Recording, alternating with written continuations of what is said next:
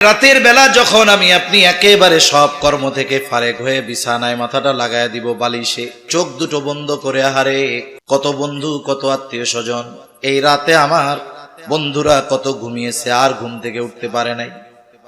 আজকে রাতটাও যদি আমার জীবনের শেষ রাত হয়ে যায় কি অবস্থা হবে? একটু হিসাব করি তো দেখি আজকের দিনের আমলের কি অবস্থা। আমার দৃঢ় বিশ্বাস কোনো ব্যক্তি যদি একটু চোখ দুটো বন্ধ করে সারা দিনের ভালো কাজ এবং মন্দ কাজের তালিকাগুলা করে, 5 মিনিটের ভিতরে তার হাতে তার আজকের দিনের কর্মফল চলে আসবে। হিসাব নিকাশের পরে দেখা গেল ভালো কাজ বেশি মন্দ কাজ কম, তাইলে তো ভালো। কিন্তু দেখা গেল ভালো কাজ কম মন্দ কাজ বেশি। শোয়ার পরে আপনি আপনার দিমাগটাকে যেই দিকে নিবেন দিমাগ কিন্তু সেই দিকেই যাবে। এইবার আপনার দিলটা হয়তো নরম হবে, চিন্তা আসবে, আহারে আমি যদি রাতের বেলা মারা যাই আজকেই তো আমার হিসাবের পাল্লায় গুনাহ বেশি। হয়তো লোকটা তাওবা করবে, দুনিয়ার কেউ জানবেও না দেখবেও না। হয়তো আল্লাহর কাছে বলবে, আল্লাহ আমি তো না জেনে না বুঝে অনেক অন্যায় করেছি, মাফ করে দেন, আর করব না।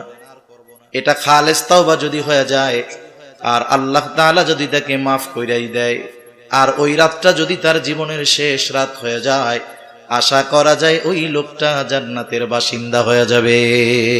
আল্লাহ তাআলা কোরআনের মধ্যে শুধু কোনো বিষয়ের নির্দেশ দেন এমনটা নয়, বরং সাথে সাথে ওই নির্দেশ আমলে পরিণত করার জন্য যা কিছু দরকার সব কিছুর নির্দেশনা যিনি দিয়ে দেন তিনি কে? আল্লাহ তাআলা জানায় দেন। এই যে আদেশ দেওয়ার পরে আদেশ বাস্তবায়ন করার পদ্ধতি আল্লাহ জানিয়ে দেন, এটাও দুই ভাবে। কয়ভাবে? জোরে বলেন না, কয়ভাবে? দুই ভাবে। এক নাম্বার হলো একেবারে সুস্পষ্ট ভাবে জানিয়ে দেন যে এটা আদেশ, এটা করলে ওটা তোমার হয়ে যাবে। যেমন আল্লাহ তাআলা এক জায়গায় বলেন, ইয়া আইয়ুহাল্লাযীনা আমানুত্তাকুল্লাহ, হে ঈমানদারেরা তোমরা আল্লাহ তাআলাকে ভয় করো, মানে মুত্তাকি হও। এখন আমি আপনি আল্লাহ তাআলাকে প্রশ্ন করুন, আল্লাহ কেমন করে মুত্তাকি হব, পরহেজগার হব? আল্লাহ তাআলা এর পরপরই কেমন যেন জবাব দিয়ে বলেন, ওয়াকুনু মা'আস সাদিকিন, তুমি সত্যবাদীদের সঙ্গে হয়ে যাও। সত্যবাদী আসলে কারা? সিদ্দিক কারা? বলে যত বাকি ভালো গুণ আছে সব গুণ যার মধ্যে পাওয়া যায় ওই ব্যক্তি সিদ্দিক। আবেদ আল্লাহ তাআলা বলেন নাই আবেদিন, যে ইবাদত যারা করে তাদের সঙ্গে হয়ে যাও। আল্লাহ বলছেন কুনু মা'আস সাদিকিন, সত্যবাদীদের সঙ্গে হয়ে যাও। তার মানে আসলেও যিনি সত্যবাদী তার মধ্যে বাকি গুণগুলা এমনিতেই থাকবে। দ্বিতীয় পদ্ধতি হলো পরিষ্কার ভাবে বলে দেন না, তবে নির্দেশনা দিয়ে দেন। যেমন কোরআনুল কারীমের মধ্যে আল্লাহ তাআলা নামাজের আদেশ করেছেন। নামাজের আদেশ বলে ঈমানের পরে সবচেয়ে গুরুত্বপূর্ণ ইবাদত হলো নামাজ। ঈমানের পরে সবচেয়ে গুরুত্বপূর্ণ ইবাদত নামাজ। আদেশ করেছেন আল্লাহ তাআলা কোরআনে। 82 জায়গায় নামাজের কথা আছে, 82 জায়গায় উল্লেখ করছে আল্লাহ তাআলা। কমপক্ষে তো 82টা কারণ আছেই। 82 জায়গায় বলার কারণে নামাজ গুরুত্বপূর্ণ ইবাদত বিষয়টা এমন না, বরং আল্লাহ তাআলা কোনো কথা বললে একবার বললেও ওইটার যে ওয়েট, শতবার বললেও সেম ওয়েট। এখন নামাজের আদেশ হলো কোরআনে। বলেন তো আপনাদের মধ্যে নয়, শুধু গোটা পৃথিবীর মধ্যে এমন কে আছে শুধুমাত্র কোরআনুল কারীমের এই পৃষ্ঠাগুলোর মধ্য থেকে নবীর সুন্নাহ নবীর হাদিস বাদ দিয়ে ফজরের 2 রাকাত নামাজে আমরা যা কিছু করি একেবারে ধারাবাহিক ভাবে 2 রাকাত নামাজ কোরআন থেকে প্র্যাকটিক্যাল বের করে আমাদের দেখাতে হবে? আসেনি কেউ? বলেন না, কেউ আছে? তাহলে নামাজের আদেশ তো কোরআনে। নামাজ এখন কোথা থেকে শিখব? নামাজের আদেশ করেছেন আল্লাহ, নামাজের পদ্ধতি শিখিয়ে দিয়েছেন মুহাম্মাদুর রাসূলুল্লাহ সাল্লাল্লাহু আলাইহি ওয়াসাল্লাম। তাহলে দেখেন, আদেশ আছে কোরআনে, শিখতে হয় নবীজির থেকে। এই রকম ভাবে কোরআনে যখন আল্লাহ তাআলা কোনো কিছু আদেশ করেন, কোন সময় সুস্পষ্ট ভাবে ওই আদেশ বাস্তবায়নের কথা বলে দেন, আবার কখনো কখনো সুস্পষ্ট বলেন না। তবে এই বাস্তবায়নটা বা এই আদেশটা বাস্তবায়ন করার জন্য কি করা লাগবে, এই ব্যাপারে আল্লাহ তাআলা দিক নির্দেশনা দিয়ে দেয়। এজন্য রাসূল আকরাম সাল্লাল্লাহু আলাইহি ওয়াসাল্লামের কথা হাদিসকেও ওহী বলা হয়। ওহী দুই প্রকার, ওহী মাতলু, ওহী গায়রে মাতলু। মাতলু কোরআন, যার শব্দটা একেবারে হুবহু আল্লাহ তাআলার পক্ষ থেকে আসছে, মানে কোরআনে যা বলা হয় এটা স্বয়ং আল্লাহর পাক জবানের আওয়াজ, শব্দ। কিন্তু ওহী গায়রে মাতলু, হাদিস যেটা, এটার শব্দটা নবীজির, কিন্তু কথাগুলো নবীর অন্তরে ঢেলে দেন কে? আল্লাহ তাআলা ঢেলে দেন। তাহলে তাকওয়া অর্জনের এক নাম্বার পদ্ধতি হলো কুনু মা'আস সাদিকিন, সত্যবাদীদের সঙ্গে হয়ে যাও। দুই নাম্বার, আল্লাহ তাআলা বলেন ইয়া আইয়ুহাল্লাযীনা আমানুত্তাকুল্লাহ, হে ঈমানদারেরা তোমরা আল্লাহ তাআলাকে ভয় করো। আমরা যদি জিজ্ঞাসা করি আল্লাহ কেমন করে আপনাকে ভয় করব, মুত্তাকি হব, আল্লাহ তাআলা বলেন ওয়াল তানজুর নাফসুম মা কদ্দামাত লিগাদ, আল্লাহ তাআলা বলেন নিজের দিকে নজর দাও, আগামীর জন্য কি পাঠায়াছো। নজর দাও আগামীর দিকে, নিজের জন্য কি প্রেরণ করেছো আগামীর জন্য। আগামী মানে ভবিষ্যৎ, প্রত্যেকটা আগামী কি ভবিষ্যৎ। ভবিষ্যৎ বা আগামী, আগামী বা ভবিষ্যৎ দুই ধরনের। কয় ধরনের? জোরে বলেন না, কয় ধরনের? কথা কি বুঝেন? কষ্ট হয় না তো? আগামী বা ভবিষ্যৎ হলো দুই ধরনের, একটা হলো সুনিশ্চিত ভবিষ্যৎ, আর একটা হলো অনিশ্চিত ভবিষ্যৎ। প্রথমে দেখি আপনারা কে কি বুঝছেন। আল্লাহ তাআলা কি অনিশ্চিত ভবিষ্যতের কথা বলেছেন না সুনিশ্চিত ভবিষ্যতের কথা বলেছেন? অনিশ্চিত ভবিষ্যৎ কোনটা, যেটা নিয়ে আমরা চিন্তিত বেশি। মনে করেন একজন সরকারি চাকরি করে, 18 বছর বয়সে চাকরিতে ঢুকছে, 62 বছর পর্যন্ত করবে।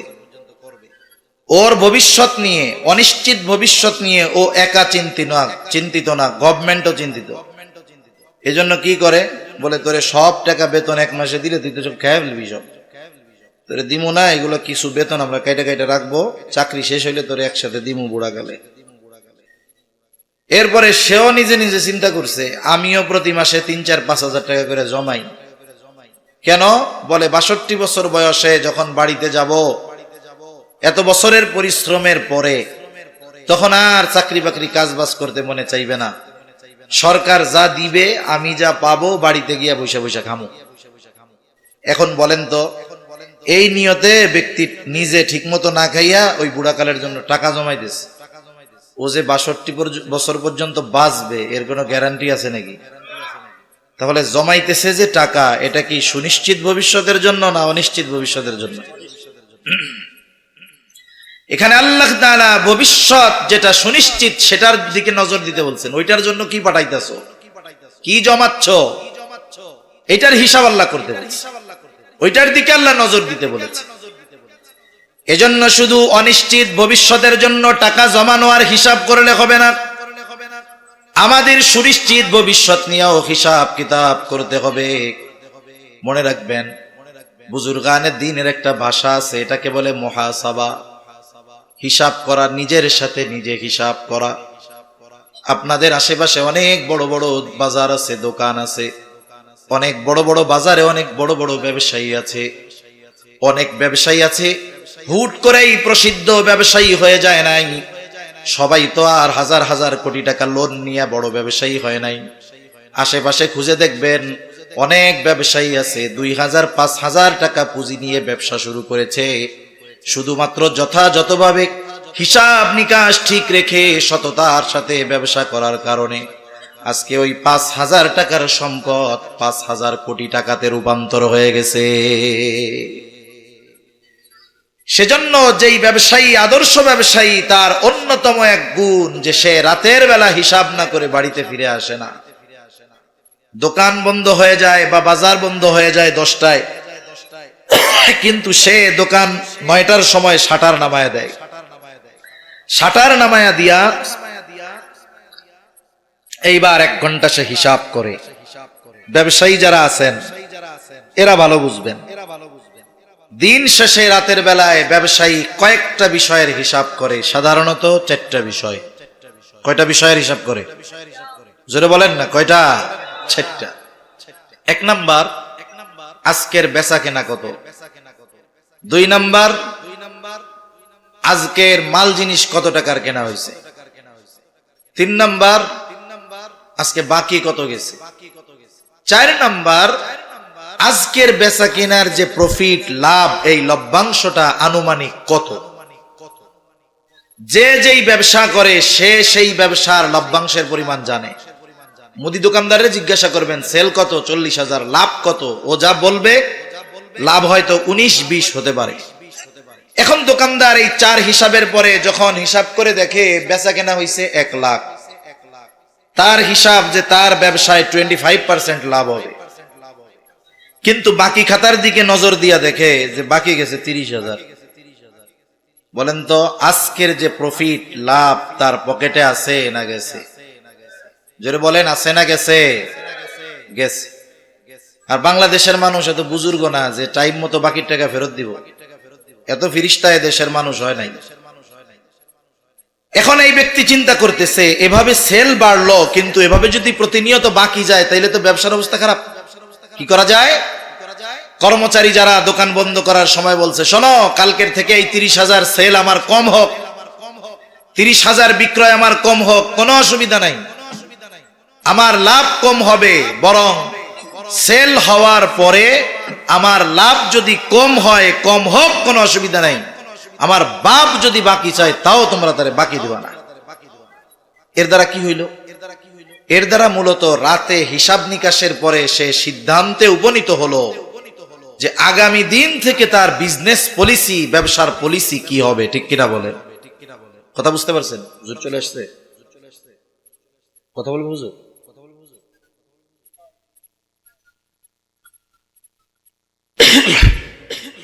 তাহলে কি হয়? হিসাবের মাধ্যমে কি হয়? বলে আগামী দিনের কর্মপন্থা নির্ধারণ করা যায়। এখন আমার আপনার কি করণীয়? বলে রাতের বেলা যখন আমি আপনি একেবারে সব কর্ম থেকে ফারেক হয়ে বিছানায় মাথাটা লাগায় দিব বালিশে, 5-10 মিনিট একটু সময় হাতে নিব। মানুষ যখন একেবারে দিনের শেষে ক্লান্ত বেশে বিছানায় তার দেহটাকে এলিয়ে দেয়, এইবার যদি সে মোবাইল নিয়ে শুরু করে তাহলে তার দিমাগ পুরো মোবাইলের দিকে চলে যাবে। আর সে যদি মোবাইলটা দূরে রেখে একটু চিন্তা করে, চোখ দুটো বন্ধ করে, আহারে কত বন্ধু, কত আত্মীয় স্বজন, এই রাতে আমার বন্ধুরা কত ঘুমিয়েছে আর ঘুম থেকে উঠতে পারে নাই, আজকে রাতটাও যদি আমার জীবনের শেষ রাত হয়ে যায় কি অবস্থা হবে?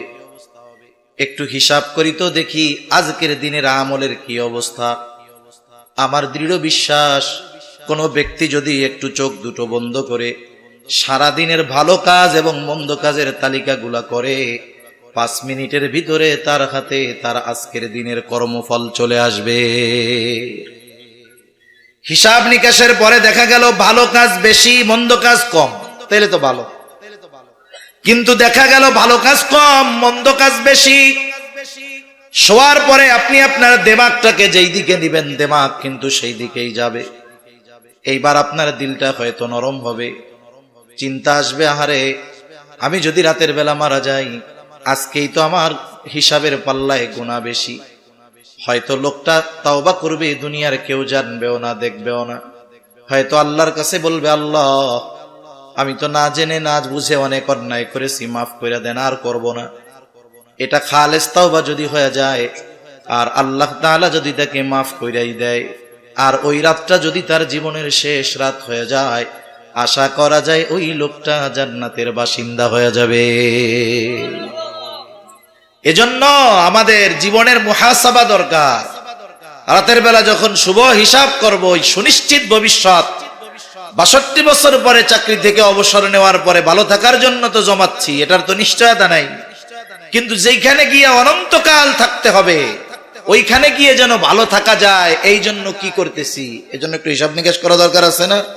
আল্লাহ তৌফিক দান করেন, বলি আমিন। তাহলে বলতেছিলাম যে আল্লাহ রাব্বুল আলামিন আমাদেরকে তাকওয়া অর্জনের নির্দেশ দিয়েছেন। আল্লাহ তাআলার ভয় আমাদের অন্তরে এমন ভাবে আনার দরকার যে আমার দিলের মধ্যে যেন সব সময় এই চিন্তা থাকে যে আমার পাপ, আমার বাবা প্রশাসন, অনেক মানুষ দেখে না, কিন্তু পৃথিবীর এমন কোন জায়গা নাই যেই জায়গাতে আমার রব আমাকে আপনাকে দেখতে পারে না। এই গোটা সৃষ্টি জগতে এমন কোন জায়গা নাই যেই জায়গা আমি একটা পাপ করে ওটা লুকাইতে পারবো। কত মানুষ মানুষকে মাইরা লুকাইয়া ফেলতেছে, হাজার হাজার কোটি টাকা খাইয়া ফেলতেছে, অথচ উনি বড় দরবেশ সাহেব, আছে না এরকম দরবেশ বাবা? কিন্তু সৃষ্টি জগতে 1 ইঞ্চি জায়গা নাই যেই জায়গায় আমি একটা পাপ করে লুকায় রাখবো। আল্লাহ তাআলা দেখতেছে। কেমন দেখে? আমাদের দেখা আর মালিকের দেখা এক নাকি? এক না। আল্লাহ তাআলা বলেন, ওয়ালাকাদ খালাকনাল ইনসানা ওয়া না'লামু মা তুওয়াসওয়িসু বিহি নাফসুহু ওয়া নাহনু আকরাবু ইলাইহি মিন হাবলিল ওয়ারিদ। আল্লাহ রাব্বুল আলামিন বলেন, আমি মানুষ সৃষ্টি করেছি, শুধু তাই না, ওয়া না'লামু মা তুওয়াসওয়িসু বিহি নাফসু, কোন জিনিস অন্তরে ওয়াসওয়াসা দেয় আল্লাহ তাআলা এটাও জানে। আমরা জিজ্ঞাসা করলাম, আল্লাহ আপনি জানেন কেমনে? আল্লাহ তাআলা বলেন, ওয়া নাহনু আকরাবু ইলাইহি মিন হাবলিল ওয়ারিদ। বান্দারে, আমি তোমার শাহরগের চাইতে অধিক নিকটে। বুজুর্গানে দ্বীনের ভাষায় বলি, তারা বলে আমি আমার যত কাছে, আমার চাইতেও বেশি কাছে যিনি, তিনি কে? আমি আমার যত কাছে, তার চাইতে আরো বেশি কাছে আল্লাহ।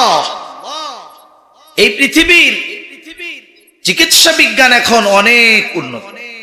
একটা মানুষ যদি পরিপূর্ণ অসুস্থ হওয়ার আগেই চিন্তা করে যে অসুস্থ হওয়ার আগেই রোগটা ধরে ফেলবো, এই জন্য দেখেন না, আরে আমরা তো আম পাবলিক, এই জন্য আমাকে ওইসব খবর নাই। কিন্তু যারা রাষ্ট্রের গুরুত্বপূর্ণ দায়িত্বশীল 3 মাস 6 মাস পর সিঙ্গাপুর যায়, কেন গেছে? কয় উনি হেলথ চেক আপ করাতে গেছে, কিছুই হয় নাই এখনো, কিন্তু যদি হইয়া গেল নাকি, হইতে পারে নাকি, হওয়ার সম্ভাবনা আছে নাকি, এইগুলা জানার জন্য কই যায়? সিঙ্গাপুরে যায়। ওনার বাপের টাকায় যায় না, যায় পাবলিকের টাকায়। হিসাব দুনিয়ায় না দেওয়া লাগলেও আখেরাতে দেওয়া লাগবে। এখন চেক আপ মূলত কি হয়? ওখানে তার সবচেয়ে গুরুত্বপূর্ণ অর্গান গুলো তারা পরীক্ষা করে। মনে করেন কিডনি, হার্ট পরীক্ষা করে যে কিডনির অবস্থা কি, কতটুকু ভালো আছে, অসুস্থ হয়েছে কিনা, সাধারণভাবে বোঝানোর জন্য বলতেছি। মনে করেন রিপোর্ট আসলো কিডনি 75% এখনো ভালো আছে, অসুবিধা নাই, আপনার বয়সের তুলনায় কিডনি আরো ভালো। আচ্ছা, হার্টের অবস্থা না না না না, এখনো কোনো অসুবিধা নাই, একটা ব্লক দেখা যাচ্ছে, এটা 20%, এটা কোনো ব্যাপার না। তার মানে দেখেন, সে হওয়ার আগেই সে সতর্কতা বা সতর্ক হওয়ার সুযোগ তার আছে মেডিকেল চেকআপের মাধ্যমে, অত্যাধুনিক চেকআপের মাধ্যমে। কিন্তু বলেন তো, এর দুনিয়াতে কোনো প্রযুক্তি বের হয়েছে নাকি? ওই মেশিনের মধ্যে যদি আমাদেরকে ঢুকিয়ে দেওয়া হয়, তাহলে আমাদের হৃদয়ের মধ্যে কি কথা আছে, কি ওয়াসওয়াসা আছে, রিপোর্ট আকারে বের হবে, এরকম কোন প্রযুক্তি আছে? নাই। অথচ আল্লাহ তাআলা আমার আপনার অন্তরের ওই গহীন কথাটাও জানে, যেটা আমি আপনি এখনো জবানে আনি নাই। এই জন্য এমন কোন জায়গা নাই যেই জায়গা আল্লাহ তাআলার নজরের বাইরে, এমন কোন জায়গা নাই। বলে অনেক অন্ধকার অন্ধকার জায়গা আছে, সমুদ্রের তলদেশ। বলে কয়েকশো মিটার পরে সূর্যের আলো আর সমুদ্রের তলে পৌঁছায় না, ধরেন আধা কিলোমিটার, কথার কথা। এরপরে আর সূর্যের আলো পৌঁছায় না। বলে মহাসমুদ্রে এর চাইতে বহু গভীর, 13, 13.5, 14,000 মিটার গভীরতা আছে, মানে 13-14 কিলোমিটার গভীরতা। একেবারে এমন অন্ধকার, ওইখানে মানুষ যাওয়ার কোনো ক্ষমতা নাই। একেবারে সমুদ্রের তলদেশে বালু, ওই বালুর উপরে ছোট ছোট পোকা হেঁটে বেড়ায়। অন্ধকার, কোনো প্রযুক্তি ওইখানে পৌঁছানো কঠিন। আওয়াজ পাওয়া কঠিন, দেখা কঠিন। বলে আমার মালিক ওই সমুদ্রের তলদেশের ওই অন্ধকারে ওই যে ছোট্ট প্রাণীটা চলে তাকে দেখে, শুধু দেখে না, বলে ও চলার দ্বারা যেই আওয়াজ হয় সেটাও আমার মালিক শুনতে পায়।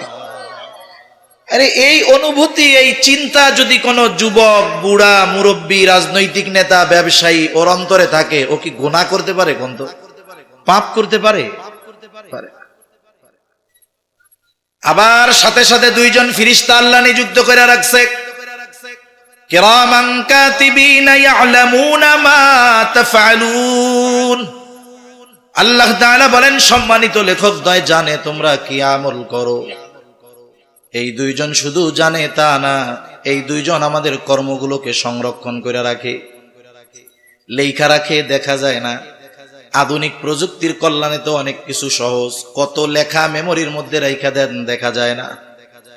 শুধুমাত্র আমাদের কর্মগুলো সংরক্ষণ করে তা নয়, আমাদের কর্মগুলোর সাক্ষী তারা হয়।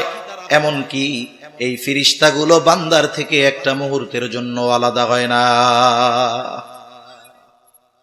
আবার আমরা কত কথা বলি গোপনে, কতজন ফোনে বলে, কতজন লুকায় লুকায় বলে, আবার ডানে বামে তাকায় দেখে, বলে কেউ শুনলো নাকি। আবার মানুষের শোনাকে আমরা কত ভয় পাই যে শুনে ফেললো কিনা, অথচ আল্লাহ তাআলা আমাদের কথা শুনতেছে। শুধু তাই না, আমরা যে কথাগুলো বলি জবান দিয়ে বের হওয়ার সাথে সাথে ওইটারে ক্যাপচার করে ফেলে ফেরেশতা। সুবহানাল্লাহ। আল্লাহ তাআলা বলেন মা ইয়ালফিযু মিন কাউলিন ইল্লা লাদাইহি রাকীবুন আতীদ। সদা তৎপর একজন ফেরেশতা আমাদের সাথে সব সময় আছে। বলে কাম কি? বলে মা ইয়ালফিযু মিন কাউল, এই জবান দিয়ে যে কথাগুলো আমরা বের করি এই সদা তৎপর ফেরেশতা এগুলাকে সংরক্ষণ করে রাখে। আধুনিক বিজ্ঞান কি বলে? বলে মানুষের কোনো কথা ধ্বংস হয়ে যায় না, এই আওয়াজ মহাবিশ্বে ছড়িয়ে যায়, এই শব্দগুলো সংরক্ষিত থাকে। কিছুদিন আগে একটা আর্টিকেল পড়তেছিলাম, দেখলাম লেখা হয়েছে যে বিজ্ঞানীরা চেষ্টা চালাচ্ছে যে অতীতে যত মনীষীরা কথাগুলো বলে গিয়েছে তাদের সব কথা বাতাসে আছে, ওই বাতাসের মধ্য থেকে তাদের কথাগুলোকে বের করে আনবে, আমাদেরকে তাদের রিয়েল ভয়েস শোনাবে। 3000 বছর আগে যে কথাটা বলেছিল ওটাকে এনে আমাদের কাছে শোনানো হবে। কি প্রযুক্তি চিন্তা করেন। বাস্তবতাটায় মনে হয় কেমন কঠিন, কিন্তু প্রযুক্তির কারণে অনেক কিছু বোঝা সহজ হয়ে গেছে। মনে করেন আপনার আত্মীয় একজন আছে আমেরিকায়, আমেরিকার দূরত্ব কত? 15,500 কিলোমিটারের মতো হতে পারে। 15,500 কিলোমিটার দূর। আপনি আপনার আমেরিকায় ওই আত্মীয়র সাথে কথা বলতে চান, এখন আত্মীয়র সাথে নেটে কানেকশন আছে, আপনি তার নম্বরে ফোন ঢুকায় দিছেন, ফোন ঢুকায় দেওয়ার পরে তার জায়গায় ফোন ঢুকছে, সেও ফোন ধরছে। বলেন তো আপনাদের মধ্যে কথা দেখা হইতে কয় ঘন্টা সময় লাগবে? হ্যাঁ, কয় ঘন্টা লাগবে? 1 মিনিটও না, কয়েক সেকেন্ডও লাগবে না। আচ্ছা, আপনি এইখান থেকে যেই কথা বলতেছেন গলার আওয়াজ যেমন, আমেরিকায় গিয়ে কি এই কণ্ঠটা পাল্টা যাবে না এরকমই থাকবে? এরকমই তো থাকবো না? আপনারে মোবাইলের মধ্যে দেখায়, আবার এইখানে যেরকম দেখা যায় আপনারে ওইখানে গিয়েও এরকমই তো দেখা যায় না? আচ্ছা, এই যে 15,500 কিলোমিটার দূরে হুবহু আপনার শব্দটা, এটাকে পৌঁছিয়ে দেওয়া হয়েছে বিধায় আপনার ভয়েস আওয়াজটা ওইখানে গিয়েছে। পৌঁছাইলো কেমনে? বলে নেটওয়ার্কিং সিস্টেম বাতাসকে ব্যবহার করে কত দ্রুততার সাথে সেকেন্ডের ভিতরে কথা বাংলাদেশ থেকে আমেরিকায় পৌঁছায়া যায়। সুবহানাল্লাহ বলে। ছোটবেলায় অনেকে ওয়াজ করতো না, অনেক তাফসীর করতো। সুলাইমান আলাইহিস সালাম বিলকিসের সিংহাসন চোখের পলকে হাজির। অনেকে চিন্তা করতো কেমনে সম্ভব। আরে কিছু প্রযুক্তির দিকে একটু নজর দিলে বোঝা যায় আল্লাহ চাইলে কোনো কিছুই সম্ভব না। আবার দেখেন অনেক যুবক ভাইরা আছে, অনেক লেখাপড়ার জন্য ইন্টারনেট ব্যবহার করে, অনেকে ভালো মন্দ দুইটাই তো আছে। ইন্টারনেটের অবস্থা হইল ওই যে মদের ব্যাপারে প্রথম যে আয়াত নাজিল হয়েছিল এটার মতো। ওয়াসআলুনাকা আনিল খামরি ওয়াল মাইসির কুল ফীহিমা ইসমুন কাবীর ওয়া মানাফিউ লিন-নাস। বলে ইন্টারনেটের ব্যাপারেও একই রকমের কথা। বলে এটার ভিতরে মানুষের জন্য কিছু কল্যাণ আছে, কিন্তু গুনাহ বেশি, পাপ বেশি। এখন কি হইল, আপনি ভালো কাজই করতেছেন, ইন্টারনেটে বা গুগলে crore crore million million billion billion ঘটনা, তথ্য, কথা এগুলো আছে। এখন মনে করেন আপনার যে কোনো একটা ডকুমেন্ট দরকার, সেটা ভিডিও হতে পারে, অডিও হতে পারে, লিখিত হতে পারে। ডকুমেন্ট কত আছে? বলে কোটি কোটি কোটি কোটি কোটি কোটি কোটি কোটি কোটি, অগণিত। এটা আমাদের দ্বারা গোনা সম্ভব না, এত আছে। এখন আপনি লিখছেন, আপনি মক্কা শরীফ নিয়ে একটা লেখা চান বা হজরে আসওয়াদ সম্পর্কে জানতে চান, আপনি শুধু লিখবেন হয়াকারে হা বর্গে জ, দেখবেন নিচে চলে আসছে হাজরা, হাজরে আসওয়াদ বা অন্যান্য অনেক শব্দ আসবে। এরপরে আপনার যেটা দরকার আপনি ওটার উপরে চাপ দিলেন। চাপ দেওয়ার সাথে সাথে ইন্টারনেট স্পিড যদি ভালো হয়, সেকেন্ডের মধ্যে ওই বিষয়ের তথ্য সমাহার আপনার সামনে চলে আসবে স্ক্রিনের মধ্যে, তাই না? চিন্তা করেন, ট্রিলিয়ন ট্রিলিয়ন ট্রিলিয়ন ট্রিলিয়ন লেখার মধ্য থেকে আপনি যেটারে চাইছেন সেকেন্ডের ভিতরে বের করে দিল আপনার সামনে। এই যে প্রযুক্তি মানুষ আবিষ্কার করেছে, এই বুদ্ধি মানুষকে দিছে কে? আর একটু জোরে বলেন কে? এখন মনে করেন আমাদের কথাগুলো সব বাতাসের মধ্যে আছে। কিয়ামতের দিন আল্লাহ তাআলা যদি বলে বাতাস, এক কাজ করো, চরমান্দালিয়ার মুতিবাজারের পাশে অমুকের বাড়ি, ওর কথাগুলো সব আমার সামনে হাজির করো। বলেন তো আল্লাহ তাআলার কাছে এই কাজটা শুধু সহজ নাকি অতি সহজ? অতি সহজ কাজ আল্লাহ তাআলার কাছে। এই চিন্তা এটা যদি আমাদের মধ্যে থাকে, তাইলে জবানের ক্ষেত্রে আমরা সতর্ক হব। এই চিন্তাগুলো যদি আমাদের মধ্যে থাকে, আমাদের কথার মধ্যে সতর্কতা আসবে, কর্মের মধ্যে সতর্কতা আসবে। তা না হলে সিসি ক্যামেরা বাড়বে, পুলিশ বাড়বে, অনেক নতুন নতুন আইন হবে, কিন্তু অপরাধ কখনো কমবে না। নবীজি সাল্লাল্লাহু আলাইহি ওয়াসাল্লাম 23 বছরের মেহনতে পৃথিবীর সবচাইতে নিকৃষ্ট মানুষগুলাকে পৃথিবীর সর্বোৎকৃষ্ট মানুষে পরিণত করে ফেলছেন। কেমনে হইছে? অস্ত্র দেন নাই, ভয় দেখান নাই, কিসের মাধ্যমে? বলে এই বিশ্বাস তাদের দিলে গাইথা গেছে যে আমি যা করি দেখবে কে। রাতের আধারে যদি ইয়ামেন থেকে একটা নারী হাজারামাউত পর্যন্ত রাতের আধারে একাকী পথ চলতো, একটা যুবক সামনে দাঁড়িয়ে তার এই পথ চলাকে বাধাগ্রস্ত করার সাহস তাদের মধ্যে ছিল না। কেন? কার ভয়ে? আল্লাহর ভয়ে। এটা আমাদের মধ্যে নাই। এজন্য আমাদের এক নাম্বার এই চিন্তা অন্তরে আনতে হবে, সব সময় সামনে রাখতে হবে যে আমি যাই করি যাই বলি আমাকে দেখেন কে। জোরে বলেন না কে? তাহলে নবীজির এক নাম্বার ওয়াজ ইত্তাকিল্লাহ হাইসুমা কুনতা। নবীজি বলেন, ও আবু যর, তুমি যেখানেই থাকো না কেন সর্ব অবস্থায় এই চিন্তা মাথার মধ্যে রাখবা যে আল্লাহ তাআলাকে তুমি সর্ব অবস্থায় ভয় করবা, তুমি যেখানেই থাকো না কেন। 2 নাম্বার বলে ওয়া আতবিউস সাইয়্যাতাল হাসানাতা তামহুহা। বলে ও আবু যর, তোমার দ্বারা যদি কখনো মন্দ কাজ হয়ে যায়, তুমি ভালো কাজ করবা, নেকের কাজ করবা। কেন? বলে ভালো কাজ মন্দ কাজটাকে মিটায় দেয়। আল্লাহ তাআলা বলেন ইন্নাল হাসানাতি ইউযহিবানাস সাইয়্যাত। আবার এই বিষয়টা খেয়াল রাখা দরকার যে মন্দ কাজটা যেমন হবে ভালো কাজটা কমপক্ষে তার সমান হওয়া লাগবে। এই জন্য অনেকে বোঝে না, সারা জীবন বান্দার হক মাইরা খাইছে, অন্যের সম্পদ মাইরা খায় কোটি টাকার মালিক। বুড়াকালে যখন পায়ের মধ্যে বল নাই, চোখের দৃষ্টিশক্তি কমে গেছে, এখন আর আগের মতো মানুষ গোনে না, চিন্তা করে এখন আর গুনাহ করা যাবে না। কি করব? বলে চল বছরে বছরে মক্কা শরীফ যামু, হজ করমু, 3 মাস অন্তর উমরা করমু। এইবার মক্কা শরীফের আশেপাশে অনেক দোকানে 1000 দানার তসবিহ পাওয়া যায়। চিন্তা করেছে সারা জীবন তো গালাগালি করে কাটাইছে, এইবার আস্তাগফিরুল্লাহ এই জিকির বাদ দিব না। 1000 দানার তসবিহ হাতে নিয়ে এবার বাড়িতে এসে শুধু বলে আস্তাগফিরুল্লাহ, আল্লাহ মাফ করে দেন।